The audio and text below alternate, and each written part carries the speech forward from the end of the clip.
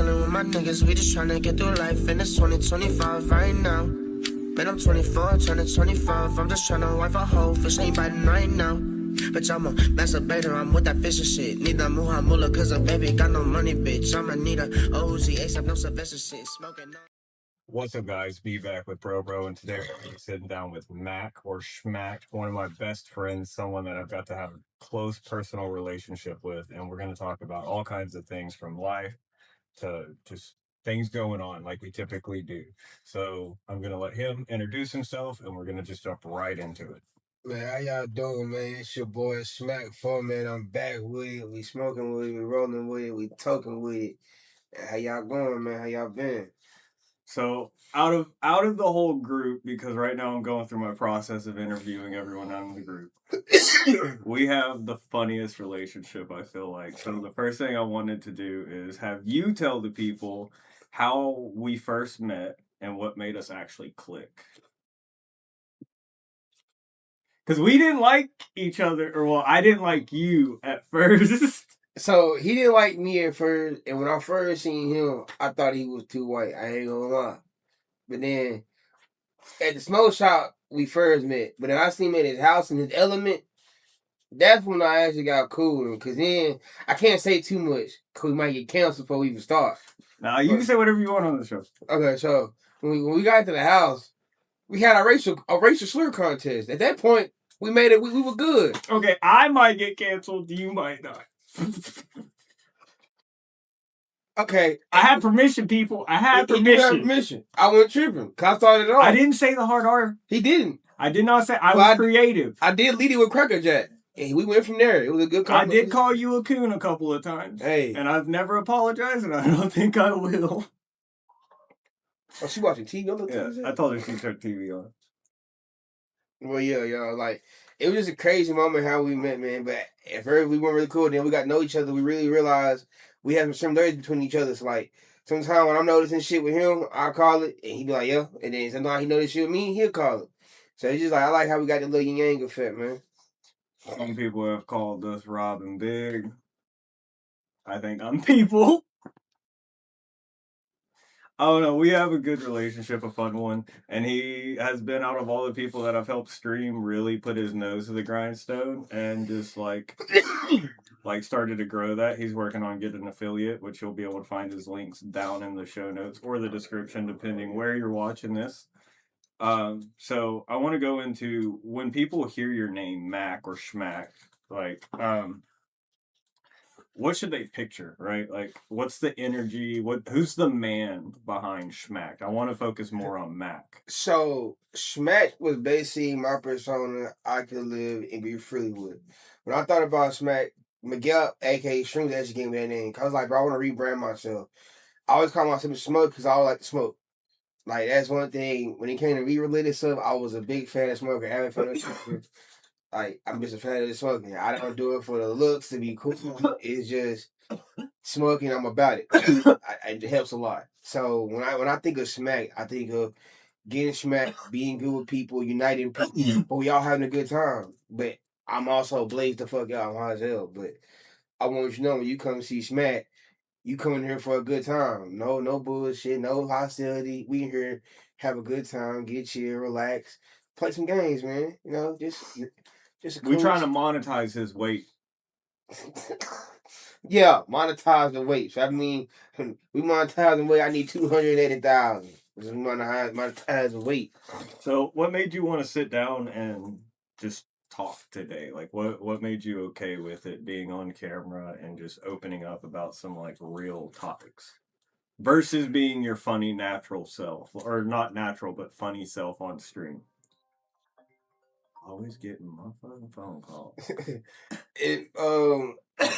What can I say? It was, we came a long way of me noticing my growth. I done been through a lot of stuff these last couple of years, and I noticed my growth. It's like, even being in his group, the group Space Gardens, joining being grouping up with Space Gardens and everything, and seeing how I came to fruition, it's like seeing my growth, even as an artist, a gamer, is like, why not sit down and tell people my growth, tell people my story? Because never know, I'll look back at this 2 years, 3 years from now, I'm a multi-million-dollar person. It's like I gotta look at where I was before. It's like I'll keep myself humble and grounded. I think the coolest thing is recently I was going through like old camera footage that all of us have taken, and there was that night when you first started streaming and you were in the beanbag, and I had to go. I'd just gotten the GoPro, and I'm like, look, he's so cuddly. But right before that, like, because I got in the beanbag with you and did that.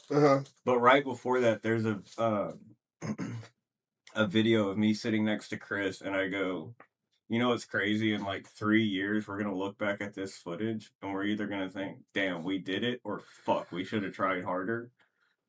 And it's just crazy because I look back on it already and I was like, We already got a lot of growth. It's like it's crazy. Like, because like I look at the apartment alone and it was like, it was just bare, and it was like the way it's grown now. facts. Because I remember being here 6 months ago.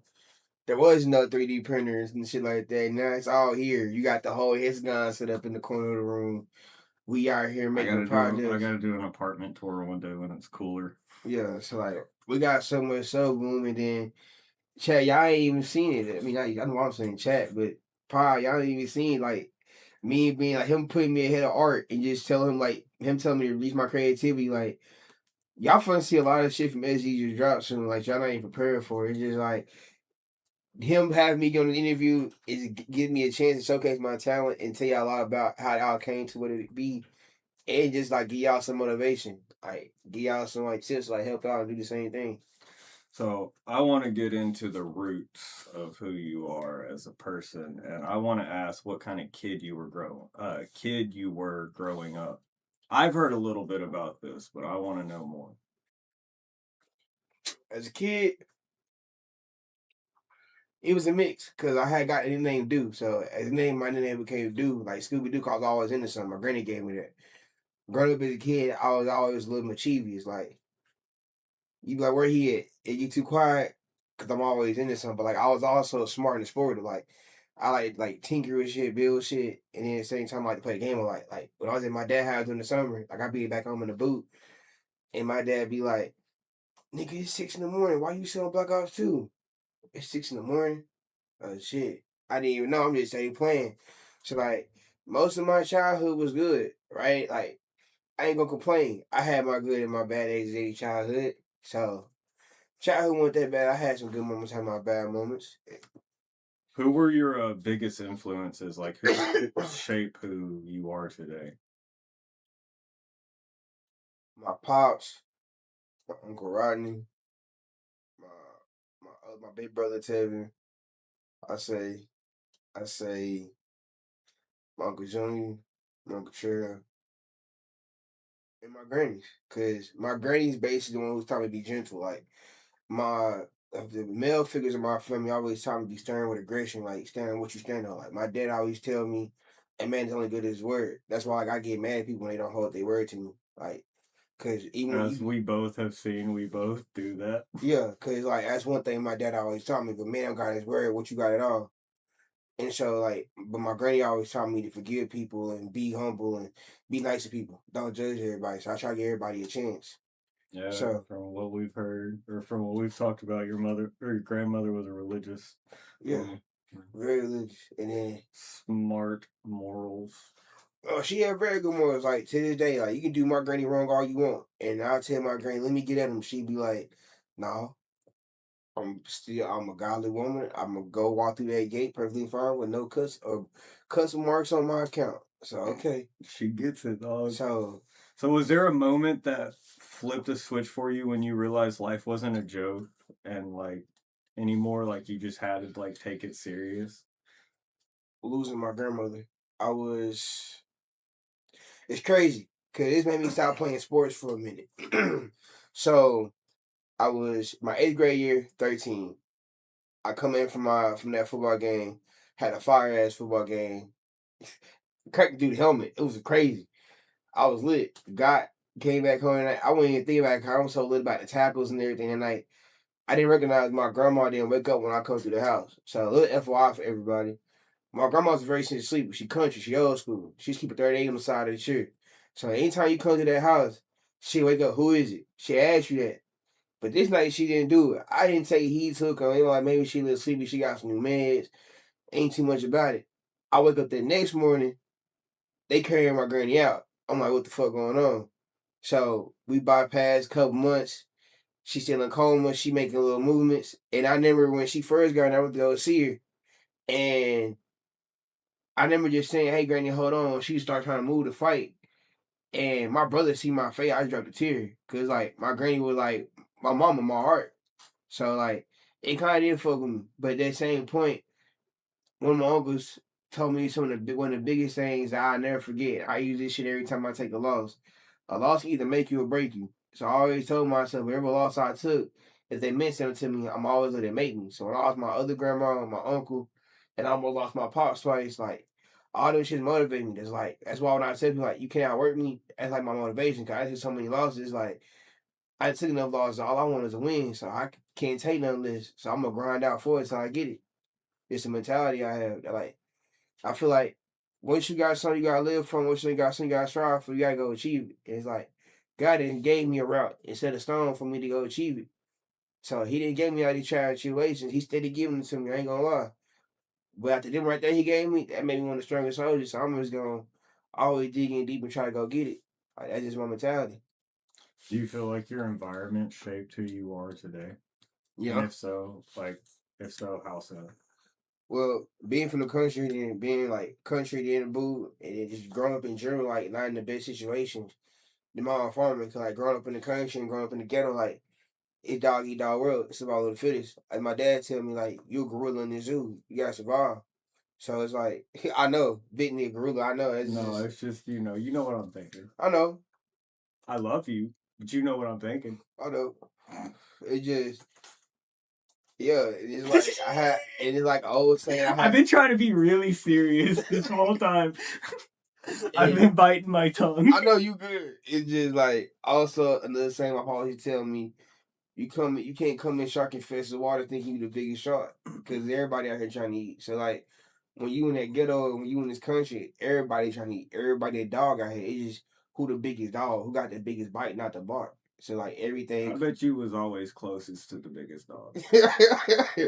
So it's like, bro, like I've always like it's always been a mentality. I always you gotta be the best. You can't wait. You can't skip it.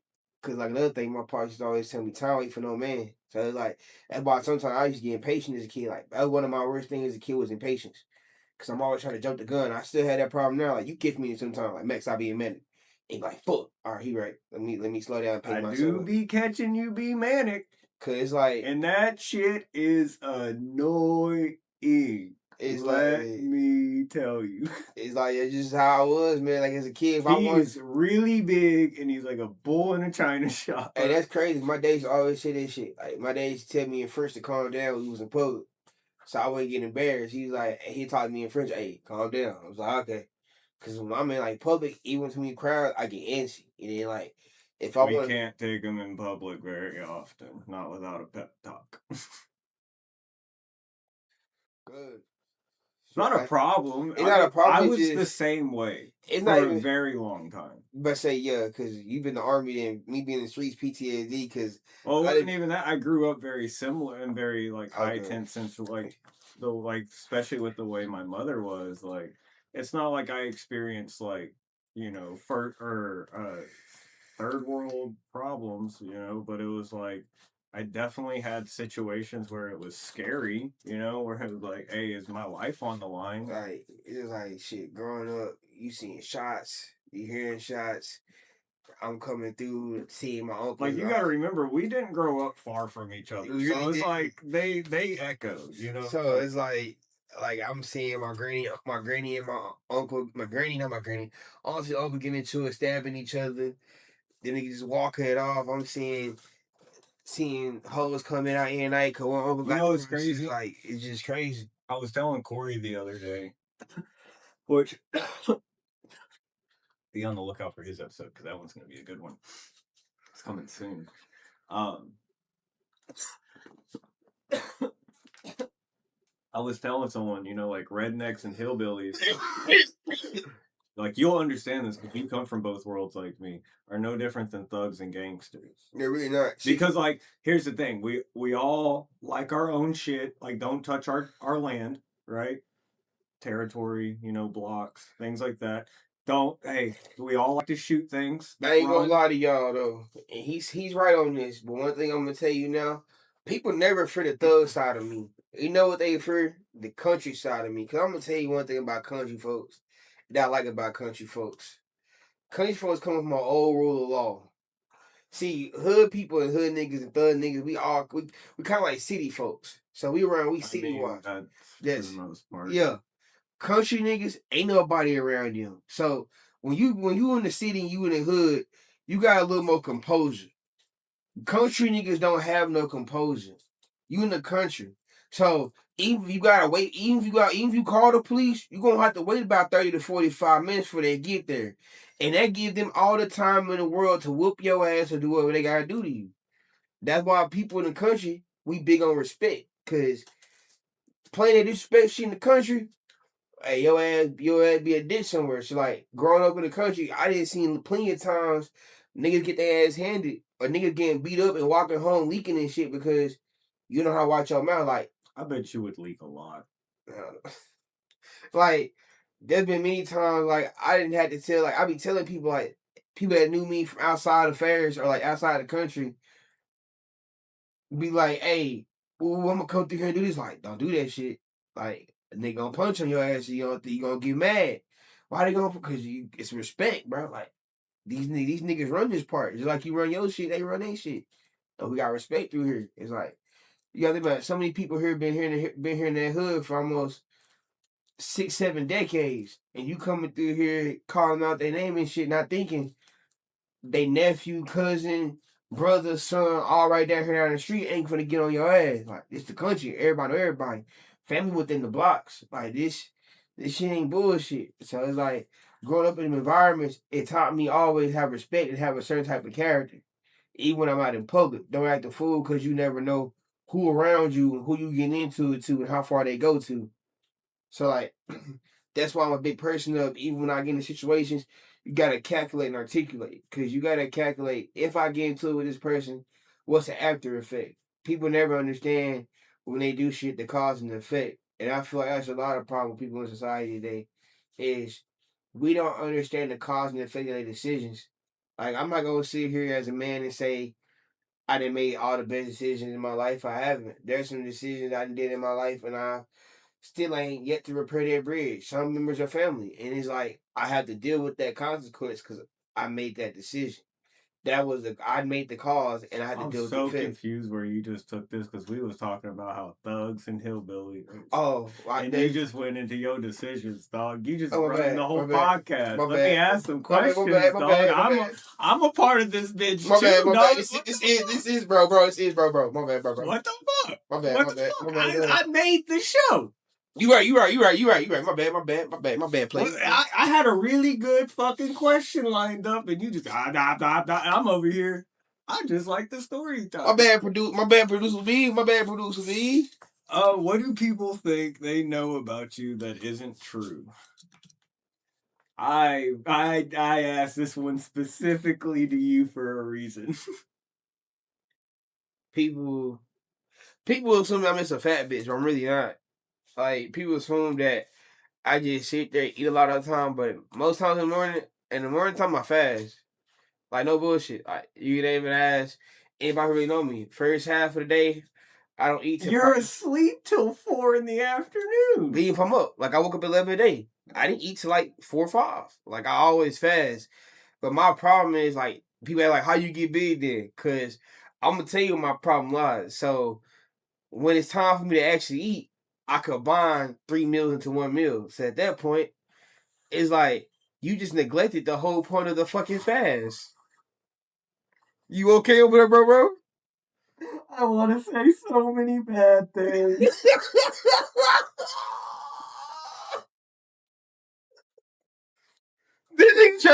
That nigga fighting for his spot right now. That nigga fighting for his seat. Oh, I want to roast so bad because I know. Oh, and scene. Nigga, hell. Oh my god, it took me like 5 times. Bitch, put the phone down. I got something for you soon. Oh, this is nice. This is nice. So when the camera's off and it's just you, what do those quiet moments feel like? Not what do you do, but what do they feel like? What does it feel like in your head when you alone? Peaceful and tranquility. No. Huh? Honestly, out of all the boys, you're probably the only one next to JB. I would probably be like, okay, yeah, I can believe that.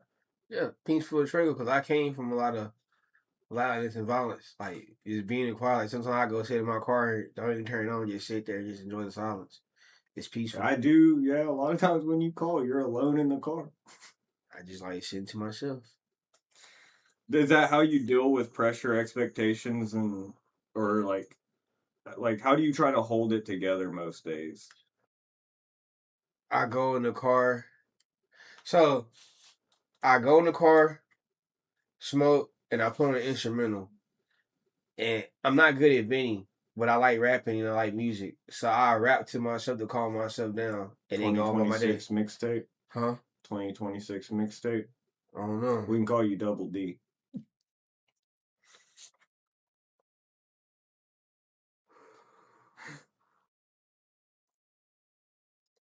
We'll name your pot or your album like sports mode or something like that, you know?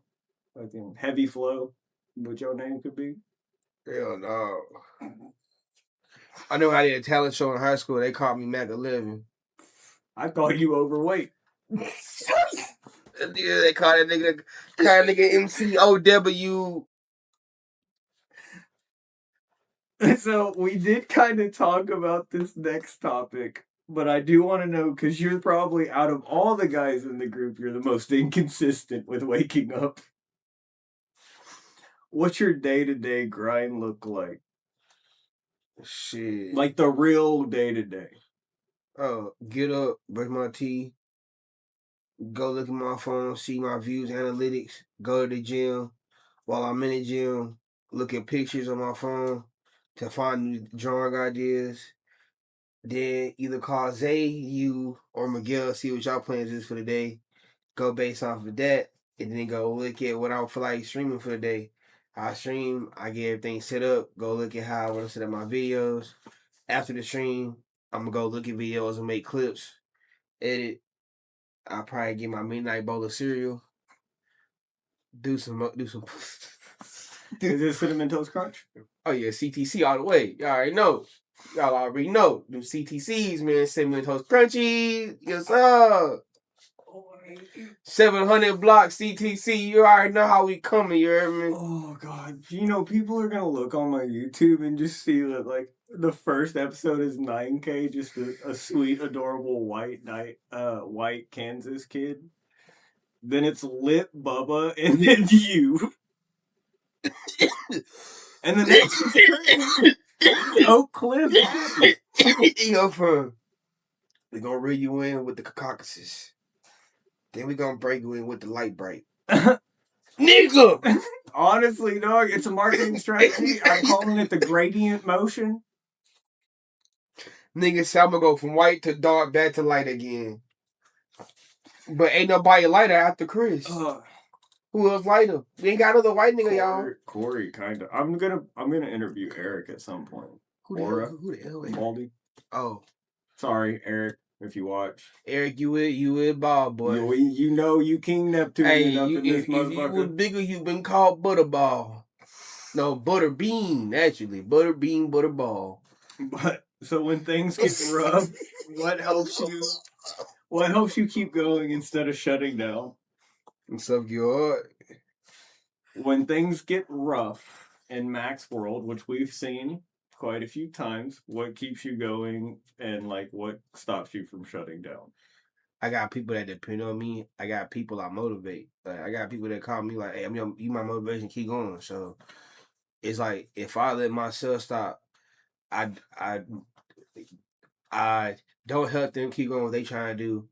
I also don't fulfill what I'm trying to do. And the thing is, if I quit, who gonna do it for me?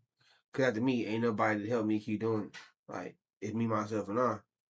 In the day, I got people I gotta provide for, so I can't quit. I gotta keep going. What would you say the hardest life lesson you've received up until this point? It's okay to take losses. Losses make wins. Damn, that was actually deep. I can't even say anything bad about that. Was there ever a time you almost gave up on something or someone, and what made you pull back to that person or thing?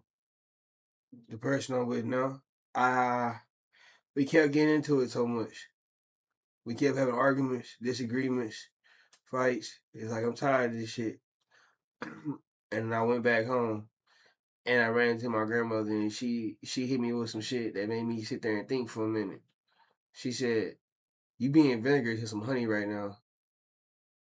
That is definitely some black grandma saying. Mm-hmm. But I had to understand it because vinegar is acidic and honey's not acidic. It's slow, it's soothing. But then another thing she fucked me up, which I told Miguel recently, she told me Your grandma speaking parables like Jesus. Mm-hmm. That's cool. I wish I had that. And then that thing she told me, she was like, and the same thing, my daddy piggybacked on while he was in the kitchen. She was like, "Y'all not understanding y'all getting a whole lot of pressure right now." And then my dad said, "Speaking of pressure, son, you always like jewelry and diamonds. They ever tell you what pressure make that diamond you got on? How you know if it's good or bad pressure? Same thing with you and your lady. Like, you don't know if that's good or bad. Sometimes you gonna have bad, you gonna have good. So it's like, I took that as a lesson through life. Like, even if I have a relationship, sometimes life gonna give me bad pressure, and I still gotta hold on and be strong underneath that bad pressure. And sometimes life gonna give me good pressure, and I gotta take that good pressure and I bet make it's some really money. hard to hang on. Sometimes, yeah. I mean, Just the sheer gravity force pulling you down. nah, bro. It it be a little hard, but nah, it just.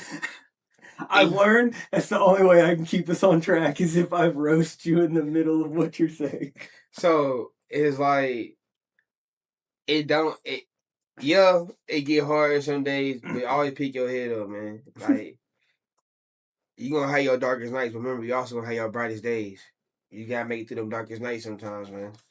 God's greater than the highs and the lows. Most definitely.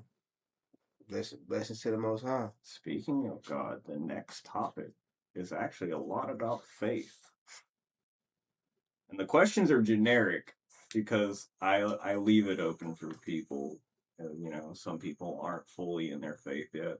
Uh-huh. So, what keeps you grounded in all of it? God, Why? How? because Examples. for a minute there, I had lost my faith in God. I ain't gonna count. I had lost my granny before my granny. And I got one more granny love, but I lost my other granny. So it had fucked with me a lot, and like I blamed him for it.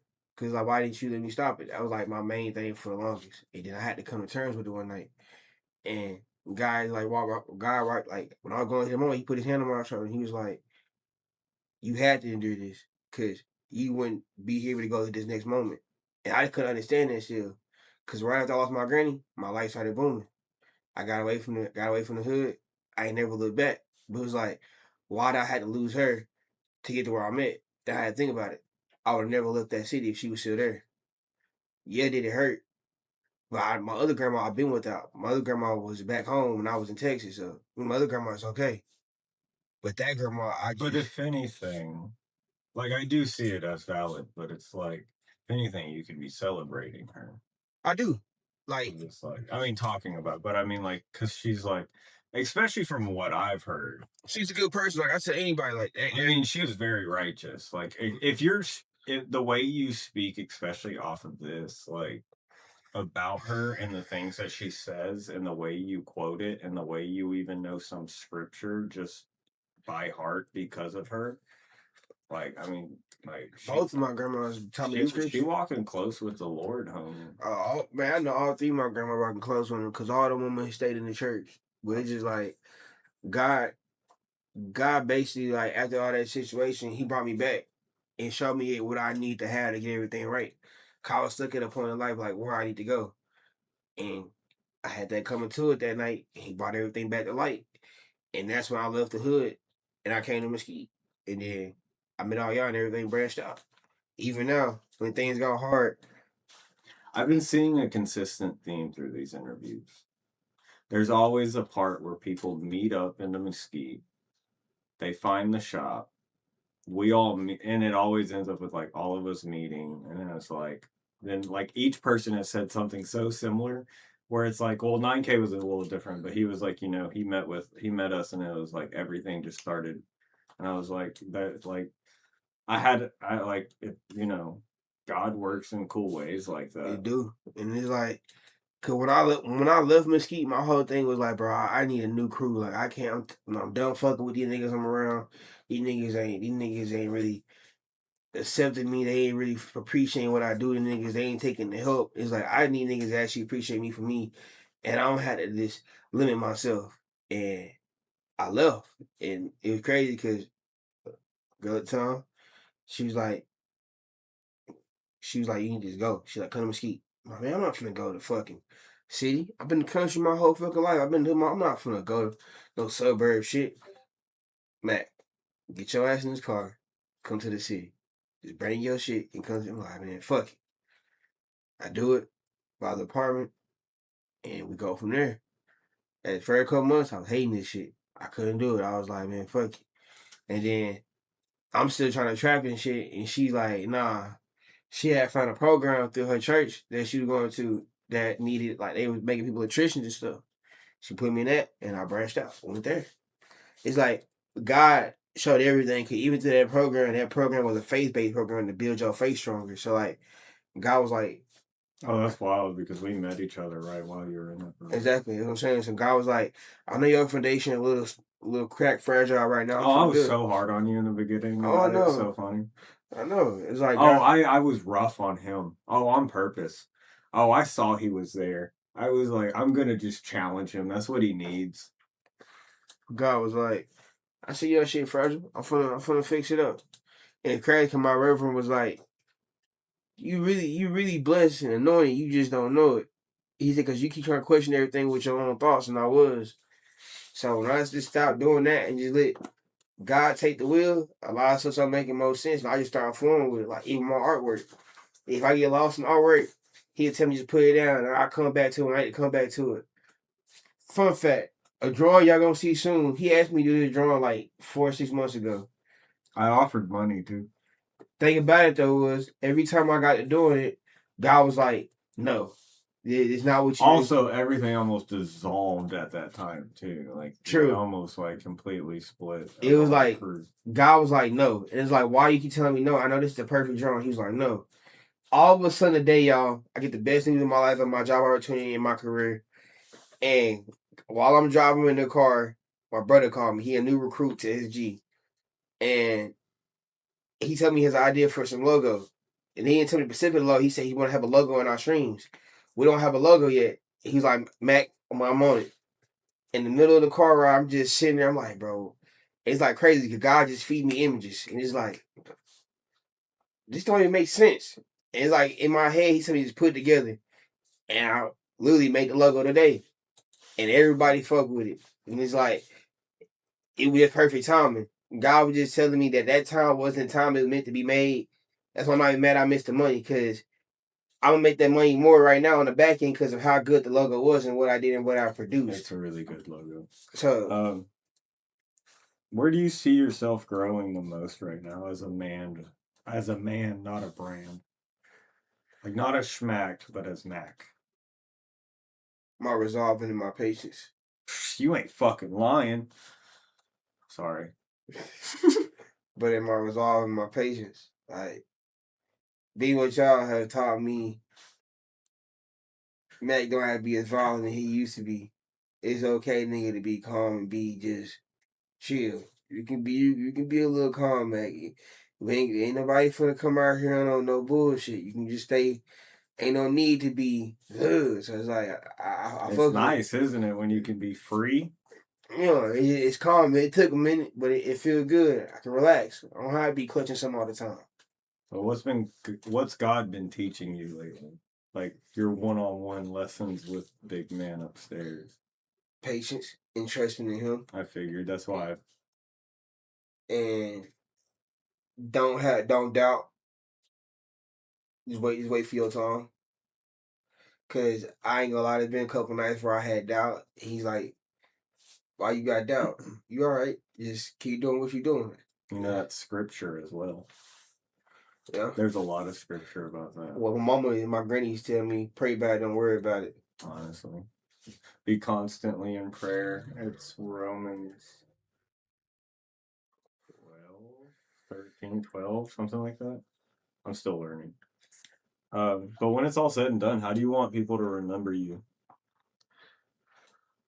When all this streaming Like shit, when we have to get that big ass crane and we'll all carry a latch and walk next to it like we're carrying it. Because I'm sorry, there's 8 of us, but it's gonna take at least 15 of us. I got 15 brothers, but nah. How I want to be remembered? Shit, good brother, good family, good brother, good friend, good partner, good husband, boyfriend, whatever. I just want to be known as a good person to my people. I was always there for them. I helped them out. I was always a funny guy to be around. I was just a good person to be around. I always had their back because that's all I stand for. Respect, strength, and loyalty. Like I literally got it tatted on me. That's my first tattoo ever.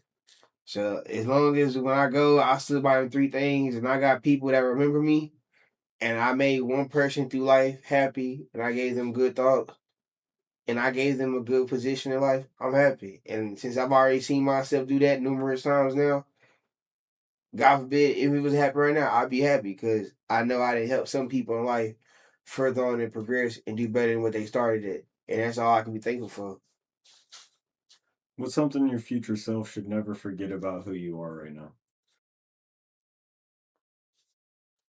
I'm going to come back and look at this video, so I'm looking at this camera really for you, future self. Don't remember how much work you put in for this shit. Don't remember all the cons, the negatives, the pros, all the shit you went through. And when you get there, you just waste this shit. Remember how much work you put in for this shit day and night. And how much you sat here and thought about it to get it. Finally get it just to waste it. When you get there, take advantage of it. Keep up the work. Keep consistent. Because as always, we always tell ourselves, nobody can outwork us. Remember that. I like that. I need to start doing that one. That's like a day or a consistent episode. I do that. So back to it. This is the sidetrack. When you ask me what I also do in my day, when I get up in the mornings, I go to the car, I talk to myself. Like tell myself, hey. A lot of people do that. I do that in the mirror. Yeah, so I tell myself, hey, you the man. We're black men winning. We the king. It's our kingdom. We got this. You're black? Black men winning. I just like tell myself that. Cause I be hearing some people say like, oh, black folks, I'm like, nah, I'm a black man winning. I don't know what you talking about. So what's one thing you would tell another man who's fighting through something really heavy right now? You can look them directly in the eyes right now.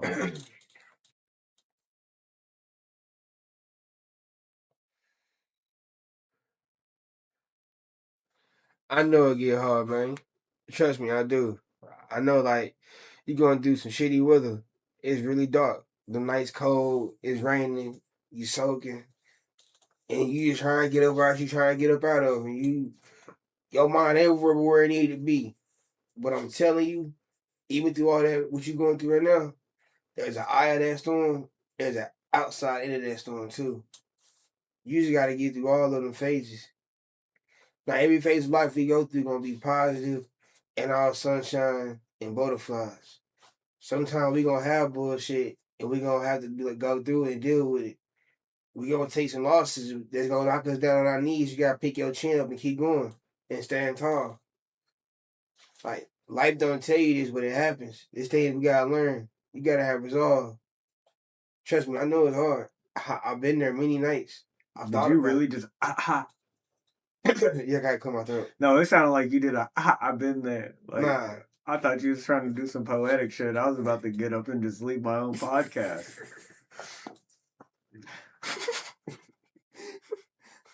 So, are you done with that one, or like, did you want to keep going? I was gonna finish some too, but For anybody's going through right now, man, keep working. Fat Pharrell ass. Sorry, that was an intrusive thought. I'll Keep- edit that out. No, Keep working. Keep being consistent. Keep doing what you're doing. It's gonna pay off. I don't care what nobody telling you.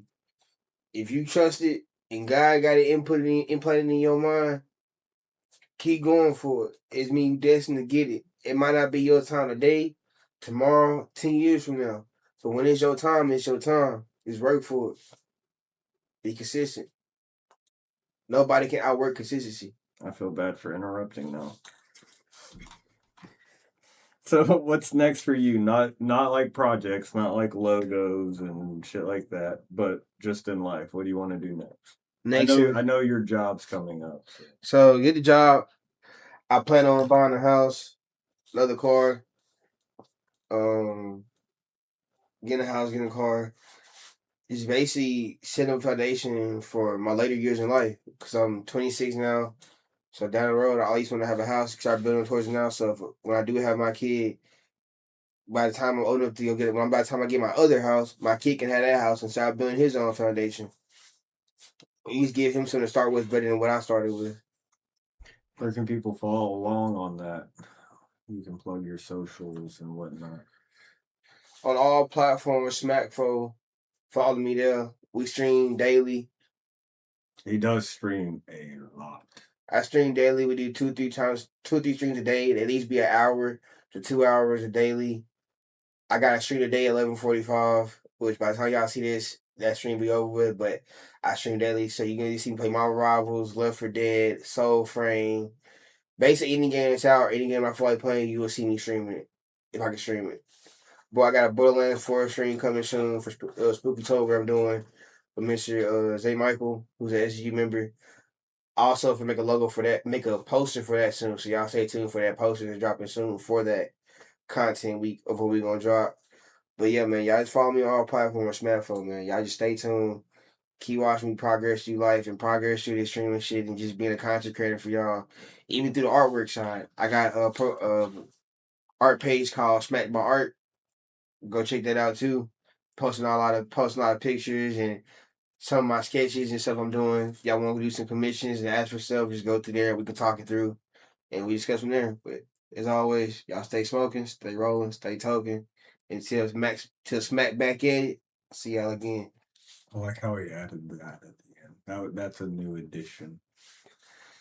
Oh, that was fun. I want to thank you guys for watching and for Schmack for being on. We'll definitely have some more people coming on in the next couple of days / weeks and get a little vault going. Yeah, like always, follow, like, comment, tell me what you liked, what you didn't like, and yeah, what you think of Mac and if you're gonna go watch his streams. Also, let me know if you think he sucks, because I would love to know. But other than that, we chilling.